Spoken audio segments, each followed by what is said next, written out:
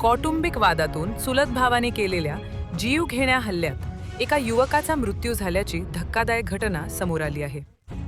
लोखंडी शॉक ऑब्झॉर्बरने केलेल्या हल्ल्यात गंभीर जखमी झालेल्या अजित चांगदेव माने यांचा उपचारादरम्यान मृत्यू झाला.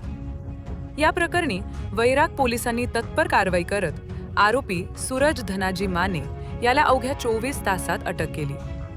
बार्शी तालुक्यातील मानेगाव येथे 4 जून रोजी रात्री 10:30 वाजण्याच्या सुमारास ही घटना घडली. जुन्या घराच्या पाडकामावरून दोन्ही कुटुंबांमध्ये वाद सुरू होता.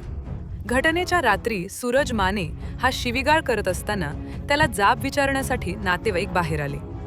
त्यावेळी झालेल्या वादातून सूरजने लोखंडी शॉक ऑब्झॉर्बरने हल्ला चढवला. अजित माने हे मध्यस्थी करण्यासाठी धावून आले असता आरोपीने त्यांनाही मारहाण केली. गंभीर जखमी झालेल्या अजित माने यांना उपचारासाठी रुग्णालयात दाखल करण्यात आले होते.